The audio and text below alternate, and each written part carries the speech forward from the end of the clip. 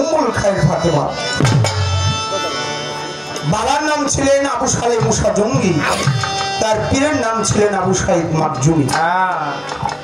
প্রশ্ন করলেন, তার মায়ের গর্ভে প্রথম মাসে একজন নারী এসে তাকে স্বপ্নে কিছু দিলেন, কিছু বাণী দিলেন, কিছু ভবিষ্যৎবাণী বললেন, উপদেশ দিলেন। দ্বিতীয় মাসেও আসলেন একজন নারী, তৃতীয় মাসেও নারী, অর্থাৎ 10 মাসে 10টি স্বপ্ন উম্মুল খায়ের মা ফাতেমা দেখলেন। সেখানে 10 মাসেই 10 জন নারী আসলেন, সেখানে পুরুষরা আসলেন না কেন? বড়বীরের নানা আব্দুল্লাহ শামী, তিনিও মস্ত বড় একজন আউলিয়া ছিলেন। বড়বীরের বাবা আবু সালেহ মুসা জঙ্গি, জঙ্গি শব্দের অর্থ হইল যোদ্ধা। কিসের যোদ্ধা? কোন বোমা মাইরা যোদ্ধা, কোন মানুষকে মাইরা যোদ্ধা না বাবা। তিনি তার দেহ ঘরের ভিতরে 6টি পোকা, 6টি রিপু, 6টি পশু, যেটা কাম, ক্রোধ, লোভ, মায়া, মত, মাৎসর্য, এই 6টি রিপুর সাথে যুদ্ধ করে তিনি জয় হয়েছেন। এই জন্য তার পীর তাকে নাম দিয়েছেন জঙ্গি। কিভাবে হইল? তিনি ইবাদত করতেছে, জীবনে নিয়ত করছে সে আর বিয়ে করবে না। আস্তে বাবা, পিছনে একটু আস্তে আস্তে বলেছে। আবু সালেহ মুসা জঙ্গি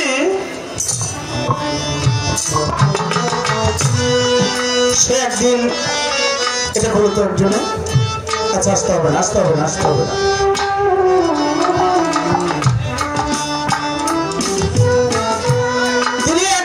জঙ্গলের ভিতরে তপস্যায় রত 1 যুগ 12 বছর।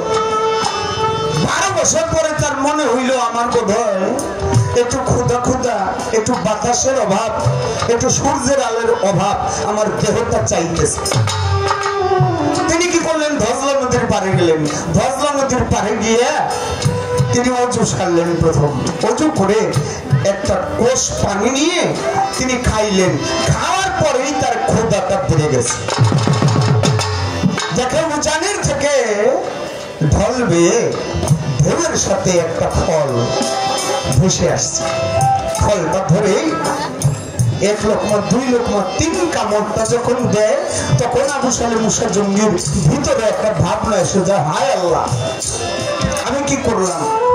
আমি 1 যুগ 12 বছর সাধনা করলাম, আমার সাধনা 1 নিমিষেই আমি শেষ করে দিলাম। কার গাছের ফল? এটা নদী দিয়ে ভেসে যায়। আমি সেই মালিকের কাছে জিজ্ঞেস না করে আমি খেয়ে আমি তো ঋণী হয়ে গেলাম।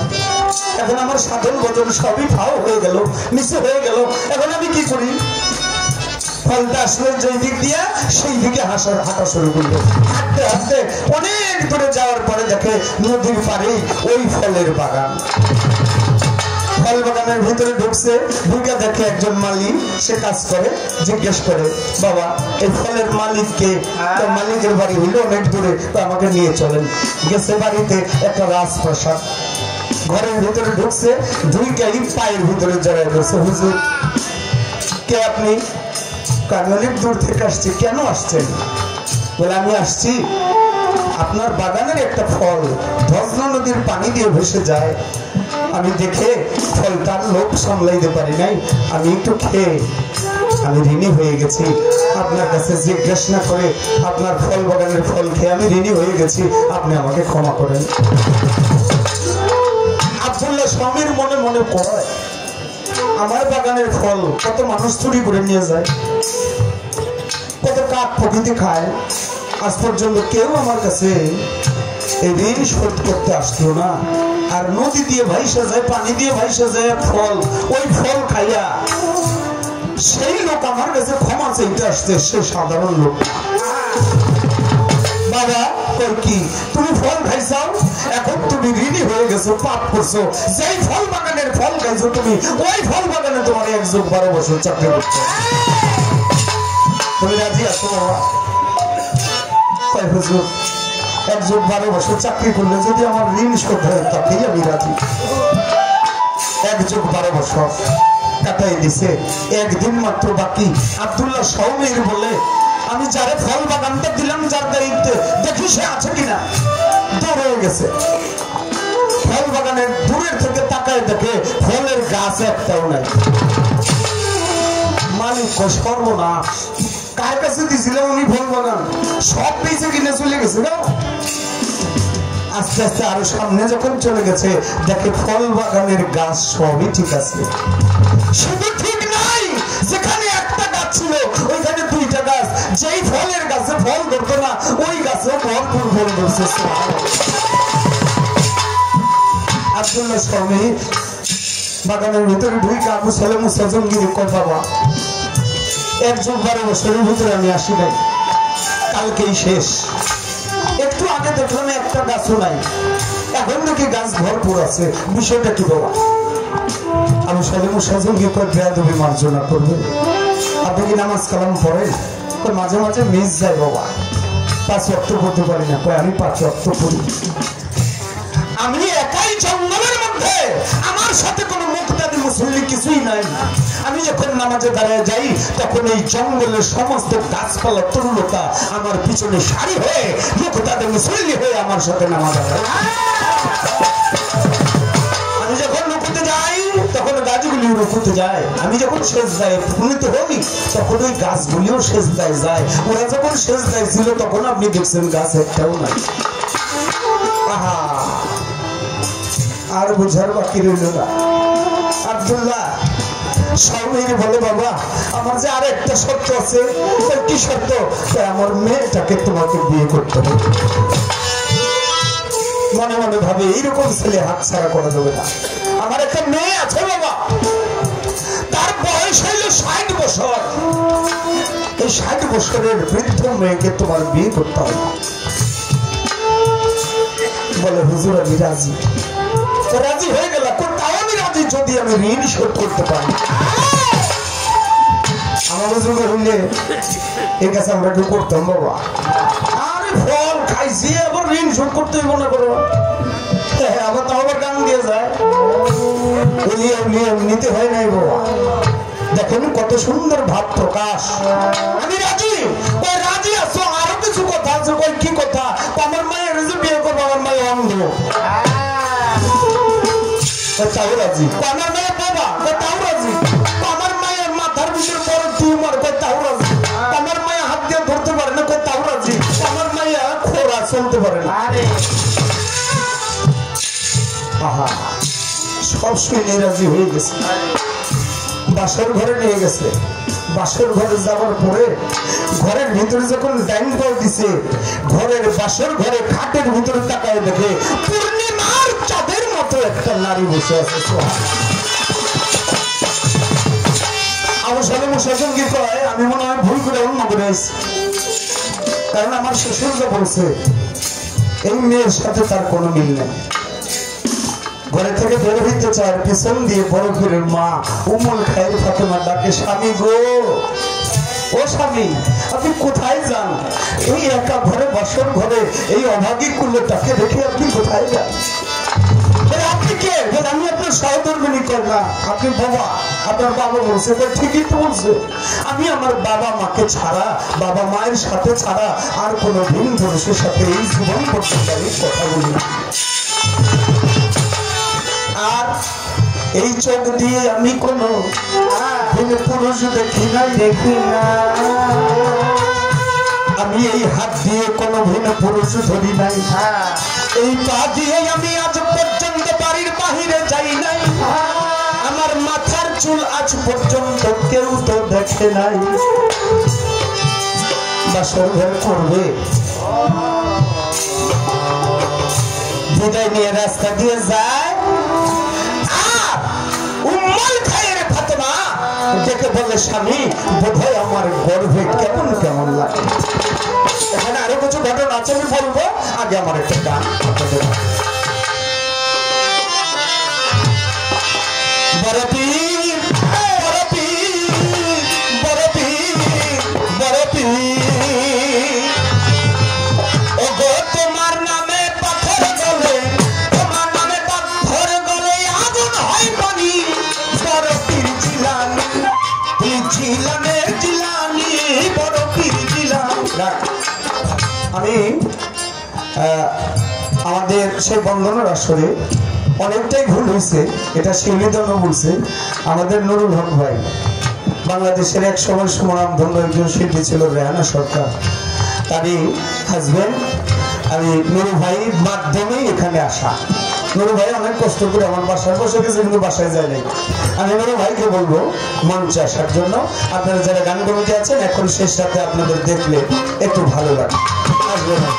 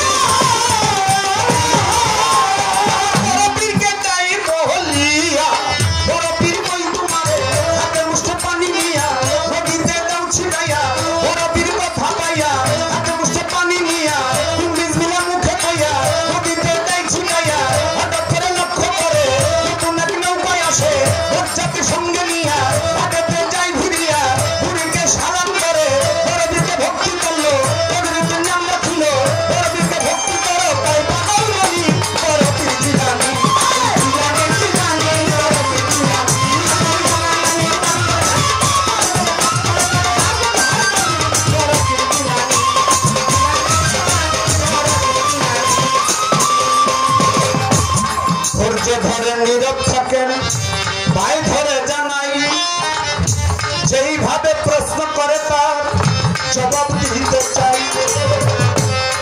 প্রথম মাসে মায়ের ঘরে যখন ঘুমাইয়াছিল, আদম নবীর সহধর্মিনী মা খাওয়া চলে গেল, ডাক দিয়া কয় মা জননী আমি তোমার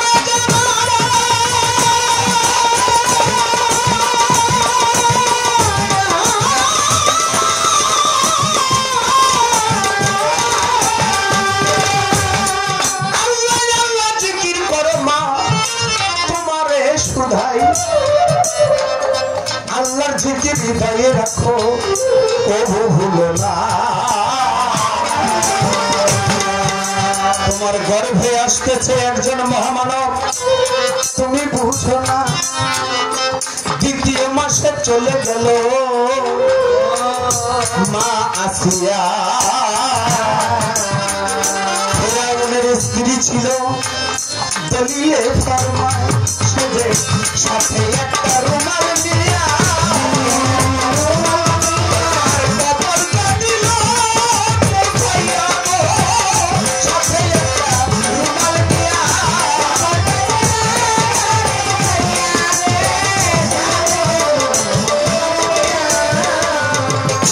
দ্বিতীয় মাসে গেছে মা আসিয়া, একটা রুমাল নিয়ে গেছে।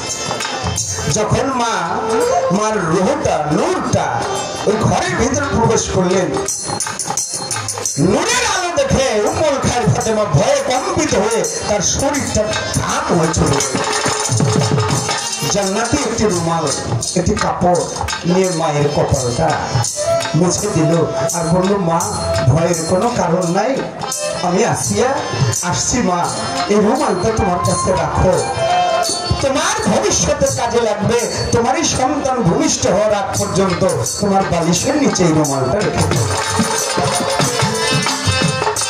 তৃতীয় মাসে আসলো মা হাজেরা, ইব্রাহিম নবীর স্ত্রী হয়, ডাক দিয়া কই মা জননী বলতেছি তোমায়, কে আসতেছে তোমার গর্ভে তোমারে দেই কইয়া। সেটা ইব্রাহিমের বংশে, পরিশেষে রসুলের বংশে ধরিয়া আসিবে চলিয়া। চতুর্থ মাসে যায় মা সারা বিবি আপনাদের জানা,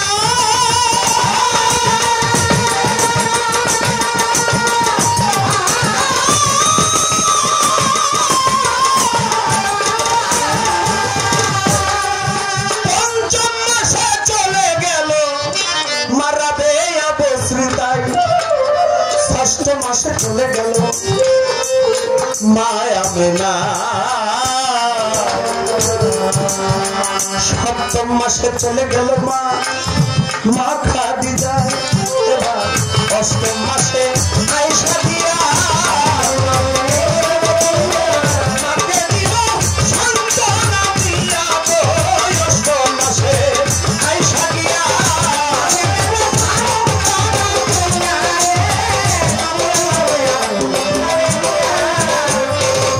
অষ্টম মাসে মা আয়েশা গেল রে চলিয়া।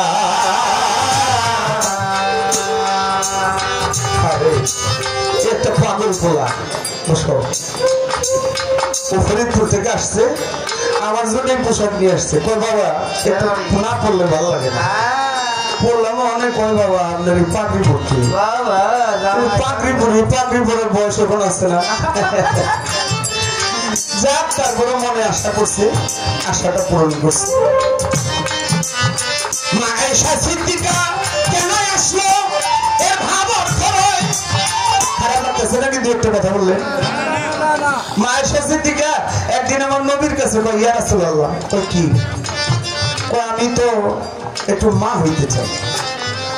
আচ্ছা, 6 বছর বয়সে নবী আয়েশা সিদ্দিকার বিয়ে করলো, 9 বছর বয়সে নবীর ঘরে তুলে নিল, এখন যদি কয় আমি তো মা হইতে চাই, এটা হয়? আমার নবী কয়, আয়েশা রে, মা হইতে যে বয়স লাগে, যে শক্তি সামর্থ্য ক্ষমতা লাগে, সেটা তোমার মধ্যে নাই। আয়েশা সিদ্দিক দুই চোখের পানি ছেড়ে কাঁদিতে লাগে।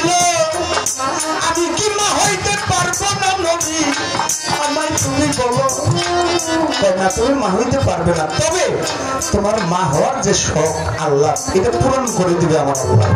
কিভাবে পূরণ করবে সেটা তুমি দেখতেই পারবে। একদিন মা আয়েশা ঘুমিয়েছিল, স্বপ্নে আয়েশা সিদ্দিকা দেখতে নয় একটা শিশু বাচ্চা এসে মায়ের বুকের স্তনের দুগ্ধ খাইতে লয়। আরামে এসে মায়ের ঘুম গেল ভাঙ্গিয়া, ঘুম ভেঙে তাকাইয়ে দেখে সন্তান নাই, নাই রে সন্তান শোয়া। চিৎকার দিয়ে উঠলো, নবী ঘরে চলে যায়। কেন কাঁদলে আয়েশা? বলো না আমায়। আয়েশা বলে স্বপ্নে দেখলাম একটা বাচ্চা এসে আমার দুগ্ধ খায়। এখন কেন দেখি না নবী? বলেন না আমায়।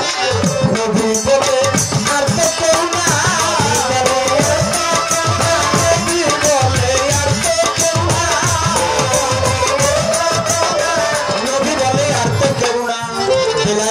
শিরোমণি গাউসুল আজম বরফির আব্দুল কাদের জিলানী এসে রুহানি দেশে সন্তান হয়ে তোমার সেই মাতৃবন্ধনটাকে অক্ষুণ্ণ রেখে তোমাকে মায়ের সাথ দিয়ে। তাই আয়েশা সিদ্দিকা গেলেন, নবম মাসে গেলেন মা খাদিজাতুল কুবরা। আবার দয়াল নবীর প্রথম সহধর্মিণী, যার বয়স ছিল 40 আর নবীর বয়স ছিল 25। এইভাবে আস্তে আস্তে যখন এতে যায় পরিশেষে ঈশা নবীর মা মরিয়মে যায়। মরিয়মে যায় কই মা আমার স্বামী ছিল না, আমি স্বামী ছাড়াই একটা পুত্র সন্তান আল্লাহ আমাকে গর্ভ থেকে দিয়েছে। মা তুমি চিন্তা করো না, তোমার গর্ভ থেকে একজন আল্লাহর মহানবী। এখন তার প্রশ্ন হইল এতগুলো নারী এলো, কোন পুরুষ আসলো না? না,